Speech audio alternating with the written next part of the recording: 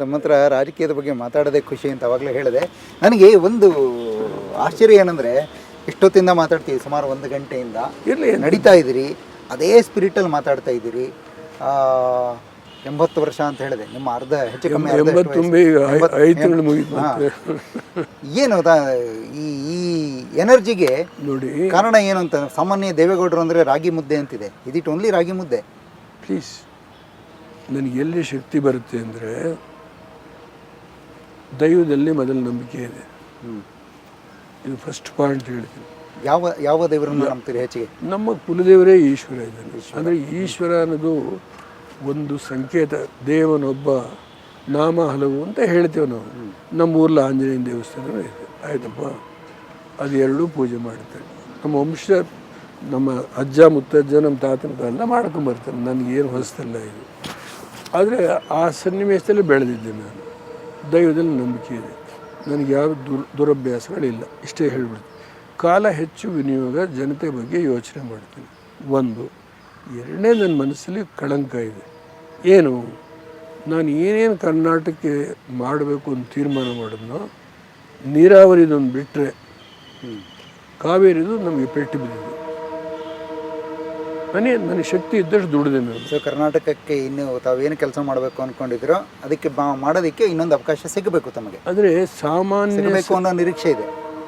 ಇನ್ನೊಂದು ಯಾವ ಸರ್ಕಾರ ಬರುತ್ತೋ ಆ ಸರ್ಕಾರದಲ್ಲಿ ದೇವೇಗೌಡರನ್ನು ಗುರುತಿಸುವಂಥ ಸನ್ನಿವೇಶಕ್ಕೆ ಬಂದರೆ, ಈಗ ಕೊಯ್ಲೇಷನ್ ಪಾರ್ಟರ್ಸ್ ಇದ್ದಾರೆ ನೋಡಿ, ದಯಮಾಡಿ ಹೇಳ್ತೀನಿ ಕೇಳಿ. ಆಗ ನಿಮ್ಮಿಂದ ನಮಗೆ ಶಕ್ತಿ ಬೇಕು ಸರ್ಕಾರ ಮಾಡೋಕ್ಕೆ ಅಂತ ಕರೆದು ನನಗೆ ನನ್ನ ಶಕ್ತಿಯನ್ನು ಅವ್ರು ತಗೊಂಡ್ರೆ, ನಂದೇನಿಲ್ಲಪ್ಪ ಇಂತಿಂಥ ಕೆಲಸ ಮಾಡಿ ಅಂತ ಹೇಳಿದಷ್ಟೆ. ಓಕೆ, ರಾಗಿ ಮುದ್ದೆ ವಿಚಾರ ಹೇಳಿ ಸರ್. ಅಯ್ಯೋ, ಅದೇನು ತಿನ್ನೋದು, ಏನೇನು ತಿಂತೀರಿ ತಾವು? ನಾನು ಏನಿಲ್ಲ, ಸೊಪ್ಪು ರಾಗಿ ಮುದ್ದೆ ತಿಂತೀನಿ ಅಷ್ಟೇ, ಕಾಳು ತಿಂತೀನಿ, ಮಾಂಸ ಏನು ಊಟ ಮಾಡೋದಿಲ್ಲ, ಇನ್ನೇನು ಅನ್ನ ತಿನ್ನೋದಿಲ್ಲ, ಜಿಡ್ಡು ಸ್ವಲ್ಪ ತಿಂದರೆ ತಿಂತೀನಿ ಅಷ್ಟೇ. ಸ್ವೀಟ್ ಇಲ್ಲ, ನಾರ್ಮಲಿ ಅವಾಯ್ಡ್ ಮಾಡಿ. ತಮಗೆ ಇಷ್ಟ ಸರ್ ಮುದ್ದೆ ಬಿಟ್ಟು? ಇನ್ನೇನಿಲ್ಲ, ಬೇರೆ ಏನಿಲ್ಲ. ಒಂದು ಸರಿ ಓಟ್ಸ್ ಅಂತ ಮಾಡಿಕೊಡ್ತಾರೆ, ಓಟ್ಸ್, ಬೇರೆ ಏನಿಲ್ಲ. ನಾನು ಬಾಯ್ಲ್ಡ್ ವೆಜಿಟೇಬಲ್ಸ್. ದುರಭ್ಯಾಸಗಳೇನು ಇಲ್ಲ ಅಂತಂದ್ರಿ, ಒಳ್ಳೆ ಅಭ್ಯಾಸಗಳು ಬೇರೆ ಇನ್ನೇನು? ಸಿನಿಮಾ ನೋಡ್ತೀರಾ, ಪುಸ್ತಕ ಓದ್ತೀರಾ? ಕಡತಗಳಂತೂ ದೇವೇಗೌಡರು ಕಡತ ಓದೋದ್ರಲ್ಲಿ ಇಟ್ಸ್ ಎ ಲೆಜೆಂಡ್. ಅದು ಸರ್ಕಾರಿ ಕಡತಗಳನ್ನು ದೇವೇಗೌಡರು ಬಿಟ್ಟರೆ ಅಷ್ಟು ಆಳವಾಗಿ ಬೇರೆ ಯಾರು ಓದ್ತಾರ ಗೊತ್ತಿಲ್ಲ. ಕಡತ ಬಿಟ್ಟು ಬೇರೆ ಏನು ಓದ್ತೀರಿ? ಬುಕ್ಸು ಇದೆ ನನ್ನ ಹತ್ರ. ಏನು ಓದ್ತೀರಿ?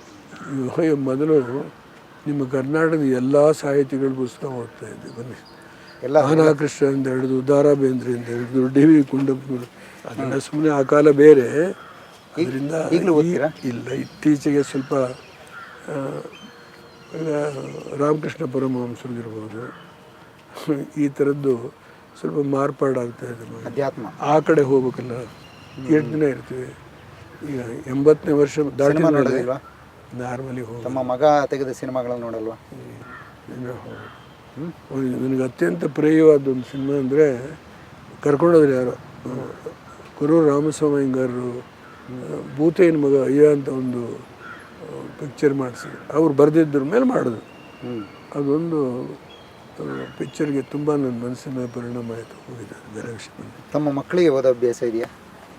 ಕುಮಾರಸ್ವಾಮಿ ತುಂಬ ಓದ್ತಾರೆ, ಬೆಳಿಗ್ಗೆ ಎಲ್ಲ ಪತ್ರಿಕೆಯೂ ನೋಡ್ತಾರೆ. ಸಾಹಿತ್ಯ, ತಾವೆಲ್ಲ ಸಾಹಿತ್ಯನೂ ಅದು ಓದ್ತಾರೆ ಅವರು. ಅದರಲ್ಲೇ ಕುಮಾರಸ್ವಾಮಿಗೆ ರೀಡಿಂಗ್ ಈಸ್ ಅವ್ರಿಗೆ ಅದಿದೆ.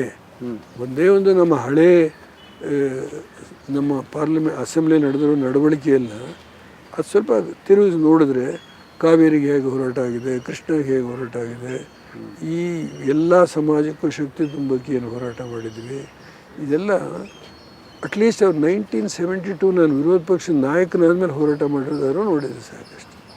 ಅದನ್ನು ಸ್ವಲ್ಪ ಟೈಮ್ ಹೇಳಿದ್ದೀನಿ ಅವ್ರಿಗೆ, ನೀವು ವಿನಿಯೋಗ ಮಾಡಿ ಆ ಟೈಮ್ ಆ ಕಡೆಗೆ. ರೇವಣ್ಣ ಓದಿದ್ವಿ. ರೇವಣ್ಣ ಓದೋದಕ್ಕಿಂತ ಹೆಚ್ಚಾಗಿ ಈ ಕೆಲವು ದಾಖಲಾತಿಗಳನ್ನ ಕಲೆಕ್ಟ್ ಮಾಡೋದ್ರಲ್ಲಿ ಅವ್ರಿಗೆ ಹೆಚ್ಚು ಅಭ್ಯಾಸ ಇದೆ, ಐನೋ. ಆಮೇಲೆ ಅವರು ಇಲಾಖೆ ಹೆಣ್ಣು ಮಾಡೋದ್ರಲ್ಲಿ 24 ಗಂಟೆ ಬರೀ ನಾನು ಹೇಳಿದ್ದೆ ನಿಮಗೆ, ಹುಬ್ಳಿಯಿಂದ ಯಲ್ಲಾಪುರದವರೆಗೂ 4 ಸಬ್ಸ್ಟೇಷನ್ನು 2 ಪವರ್ ಗ್ರಿಡ್ ಮಾಡಿರೋದು. ನಮ್ಮ ಮನೆ ಹೋಗಿದ್ದಾಗ ಹೇಳ್ತಾಯಿದ್ರು, ಅವ್ರ ಹೆಸರು ನೆನೆಸ್ಕೊತೀವಿ ಸರ್ ಅಂತೇಳಿ. ಈ ಥರ ಕೆಲಸ ಮಾಡೋದ್ರಲ್ಲಿ ಅವೆರಡು ಇಲಾಖೆಗೆ ಸಂಬಂಧಪಟ್ಟಂತೆ ಬಗ್ಗೆ ಹೇಳೋಕ್ಕೆ ಹೋಗಲ್ಲ. ಈಗ ನಮ್ಮ ಹಾಸನದಲ್ಲಿ medical college, engineering college, veterinary college, law college, ಈ ನರ್ಸಿಂಗ್ ಕಾಲೇಜು ಎಲ್ಲ ಒಂದು ಸ್ವರೂಪಕ್ಕೆ ತಂದಿದ್ದಾರೆ. ಅದರ ದುರಂತ ಏನಂದರೆ ಆ ಕೆಲಸ ಬಿಡುಗಡೆ ಮಾಡೋದಕ್ಕೆ ಯಡಿಯೂರಪ್ಪನೂ ಮಾಡಲಿಲ್ಲ, ಹಣನ ಇವರು ಮಾಡ್ತಾಯಿಲ್ಲ. ಏನು ಮಾಡೋದು? ಸೊಸೇಂದ್ರ ಓದ್ತಾರ, ಸೊಸೇಂದ್ರ ಓದ್ತಾರ. ಅವ್ರುಗಳನ್ನ ನಾನು ಚರ್ಚೆ ಮಾಡಿ ಅವನ ಹತ್ರ ಮಾತಾಡೋಕ್ಕೆ ಹೋಗಲ್ಲ sir. Thank you so much sir. It is a pleasure talking to you.